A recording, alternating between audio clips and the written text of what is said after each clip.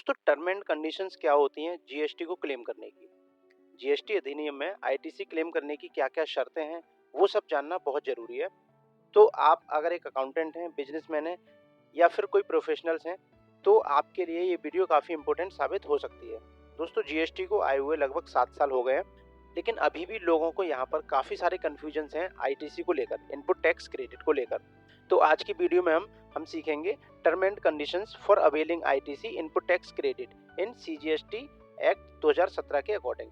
वो भी हम बिल्कुल शॉर्ट में सीखेंगे हम यहाँ पर कि शॉर्ट में क्या क्या चीज़ें होती हैं, किन किन बातों का हमें ध्यान रखना होता है। और जिन लोगों को ये नहीं पता है कि आईटीसी क्या होता है, आईटीसी कैसे काम करता है, तो उनके लिए मेरे चैनल पर आकर आप ये वीडियो देख सकते हैं, what is ITC input tax credit, या कैसे काम करता है। ये वीडियो देख के आप काफ़ी ज़्यादा सीख सकते हैं कि आईटीसी के बारे में। अब हम बात करते हैं कि इनमें किन किन कंडीशंस का ध्यान रखना होता है। सीजीएसटी एक्ट का चैप्टर 5 रूल 36 ये बात करता है कि अगर आप इनपुट टैक्स क्रेडिट को लेना चाहते हैं, अगर आप टैक्स को क्लेम करना चाहते हैं, तो यहाँ पर आपका रजिस्टर्ड होना बहुत जरूरी है। आप यहाँ पर रजिस्टर्ड होंगे तभी आप इनपुट टैक्स क्रेडिट का लाभ उठा पाएंगे, अदरवाइज आप लाभ नहीं उठा पाएंगे।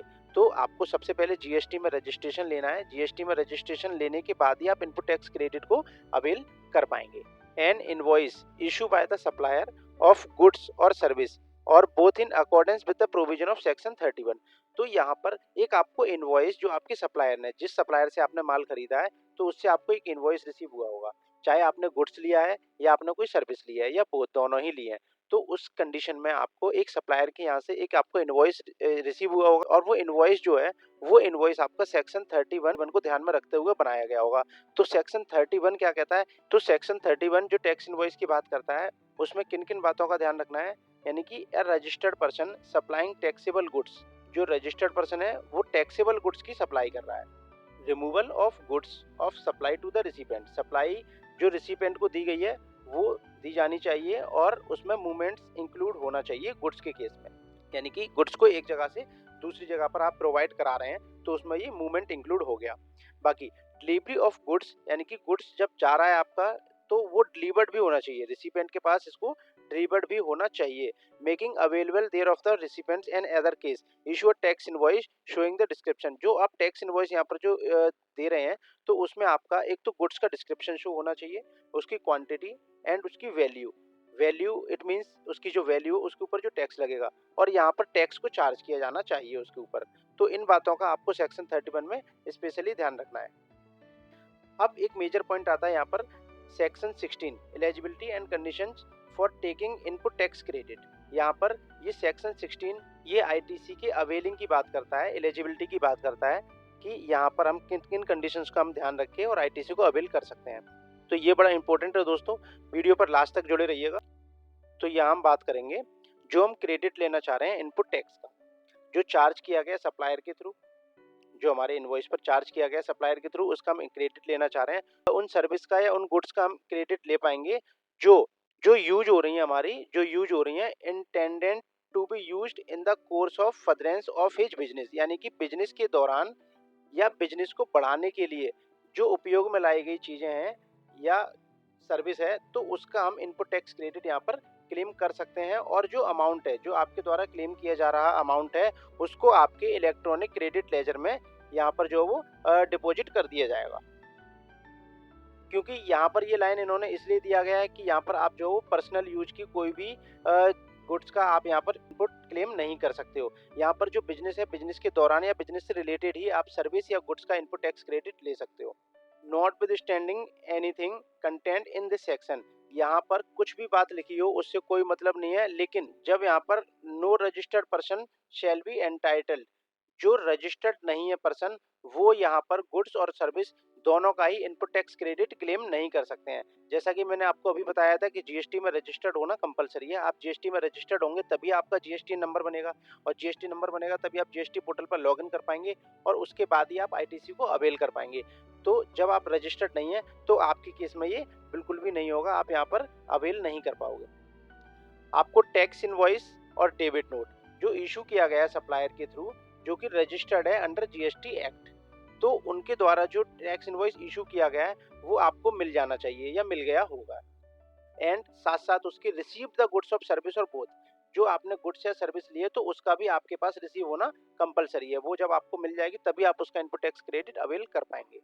यानी कि अगर आपके पास कोई गुड्स इन ट्रांजिट है या रास्ते में है तो आप उस गुड्स का इनपुट टैक्स क्रेडिट क्लेम करने के हकदार नहीं होंगे। आपको जब वो गुड्स मिल जाएगी उसके बाद ही आप इसका इनपुट टैक्स क्रेडिट क्लेम कर पाएंगे।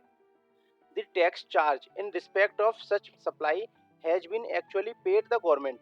जो सप्लायर ने आपको यहाँ पर टैक्स चार्ज किया है, जो सप्लायर ने आपसे टैक्स चार्ज किया उसका पेमेंट सप्लायर के द्वारा गवर्नमेंट को किया जाना चाहिए। या फिर utilization of input tax credit, जो उन्होंने किसी से परचेज किया होगा तो उसका जो उनको आईटीसी मिला है तो उस आईटीसी के बिहाफ पर उन्होंने जो आपको बिल दिया है उस बिल का पेमेंट किया जाना चाहिए। यानी कि सप्लायर के द्वारा आपको जो सप्लाई की गई है उसका पेमेंट गवर्नमेंट को किया जाना चाहिए। कर दिया हो तभी आपको इनपुट टैक्स क्रेडिट मिलेगा। He has furnished the return under section 39। जो सेक्शन 39 है ये बात करता है जीएसटी के रिटर्न्स की। तो जीएसटी में यहाँ पर क्या आता है, जीएसटीआर 1। जीएसटीआर 1 में आपके बिल को शो कराया जाता है, लायबिलिटी को डिक्लेयर किया जाता है, और जीएसटीआर 3B में उसका पेमेंट किया जाता है। तो ये रिटर्न्स को जो सेक्शन 39 बात करता है, तो ये रिटर्न्स सप्लायर के द्वारा भरे जाने चाहिए। जब ये सप्लायर रिटर्न फाइल कर देगा उसके बाद आपको इसका इनपुट टैक्स क्रेडिट मिलेगा। Provided that where the goods against an invoice are received in lots और इंस्टॉलमेंट। यानी कि कोई गुड्स मान लीजिए आपकी ऐसी है जो आपको पार्ट में मिल रही है, यानी कि इंस्टॉलमेंट में आपको गुड्स रिसीव हो रही है, तब रजिस्टर्ड पर्सन जो टैक्स क्रेडिट उसका लेना है तो वो आप उसका लास्ट इंस्टॉलमेंट पे, जब आपको उसका लास्ट इंस्टॉलमेंट जब आपको रिसीव हो जाएगा तब उसके बाद आप उसका इनपुट टैक्स क्रेडिट ले पाएंगे। उससे पहले आपको इनपुट टैक्स क्रेडिट लेने का कोई अधिकार नहीं है। मान लीजिए कि सप्लायर ने बिल तो आपको पूरा बना दिया लेकिन वो गुड्स का जो ट्रांजिट हो रहा है वो 2 बार में हो रहा है, तो आप जब लास्ट इंस्टॉलमेंट आएगी, सेकंड इंस्टॉलमेंट जब आएगी तब उसका आप इनपुट टैक्स क्रेडिट क्लेम करेंगे। Further that where a recipient fails to pay, यानी कि जो आपने परचेज किया है, जो आपने कोई परचेज जो किया है बिल, उसका आपने 180 days from the date of issue of invoice, उसका आपने जो परचेज आपने जो किया है उसका अगर आप 180 दिन से पहले अगर आप पेमेंट नहीं करते हैं तो आपको उसका इनपुट टैक्स क्रेडिट रिवर्स करना पड़ेगा, और साथ साथ उसको इंटरेस्ट का भी पेमेंट करना पड़ेगा सेक्शन 50 के अकॉर्डिंग। यानी कि जो आपका टैक्स इनवॉइस है उसकी जो डेट है उससे विद इन 180 डेज आपको पेमेंट कर देना है अपने सप्लायर को, नहीं तो ये आईटीसी को आपकी को रिवर्स करना पड़ेगा आपको। अब बात आती है कि अगर आपने 180 दिन के अंदर पेमेंट नहीं किया लेकिन 180 दिन के बाद अगर आपने पेमेंट कर दिया तो उस केस में क्या होगा, तो उस केस में यहाँ पर आपको उसका इनपुट टैक्स क्रेडिट अवेल करा दिया जाएगा जब आप पेमेंट करते हैं। तो इसके लिए आपको यहाँ पर जीएसटी में एक रीक्लेम का यहाँ पर एक ऑप्शन दिया हुआ है, तो वहाँ पर आप इस आईटीसी को पहले तो रिवर्स करेंगे और फिर उसके बाद उसको क्लेम करेंगे। डेप्रिसिएशन, अगर आपने यहाँ पर कोई कैपिटल गुड्स या प्लांट एंड मशीनरी को लिया है और उस पर आप आईटीसी वाले पार्ट पर अगर आपने डेप्रिसिएशन क्लेम किया है तो भी आपको आईटीसी अलाउड नहीं किया जाएगा। जो आपकी कैपिटल गुड्स या फिर प्लांट एंड मशीनरी है तो उसकी जो टैक्सेबल वैल्यू है सिर्फ उसी के ऊपर आप डेप्रिसिएशन चार्ज करें, ना कि आईटीसी वाले पार्ट के ऊपर, क्योंकि आईटीसी वाले पार्ट के ऊपर आपने चार्ज कर लिया तो आईटीसी आपको अलाउड नहीं किया जाएगा, वो आपको रिवर्स करना पड़ेगा अगर आपने क्लेम कर लिया है तो। Registered person shall not be entitled to take input tax credit in respect of any invoice और debit note for the supply of goods service और both after the 13th day of November. यानी कि 30 नवंबर तक आप year and होने के बाद 30 नवंबर तक आप इस आईटीसी को क्लेम कर सकते हैं। अगर आपको आईटीसी रह जाती है तो आपको 30 नवंबर तक का टाइम मिलता है, तो आप 30 नवंबर तक यहाँ पर आईटीसी को क्लेम कर सकते हो आफ्टर द फाइनेंशियल ईयर। या फिर जो आप एनुअल रिटर्न फाइल करने जा रहे हैं, एनुअल रिटर्न की जो डेट होती है वो 31 दिसंबर होती है, तो अगर आपने 31 दिसंबर वाली जो डेट है ये तो ड्यू डेट है, अगर आपने उससे पहले अपना एनुअल रिटर्न फाइल कर दिया है, उससे पहले अगर आपने अपना एनुअल रिटर्न यानी कि जीएसटीआर 9 अगर फाइल कर दिया है तो यहाँ पर ये डेट देखा जाएगा 30 नवंबर वाला।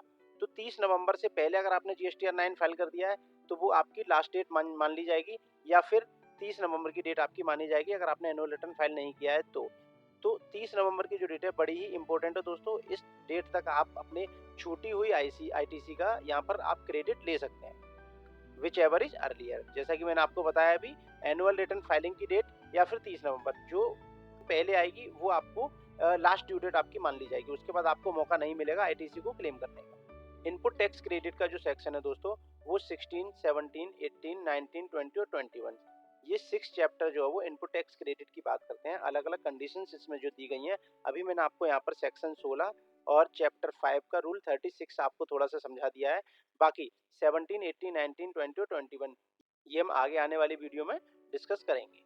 आशा करता हूँ दोस्तों आईटीसी के ऊपर आपको चैप्टर समझ में आ गया होगा।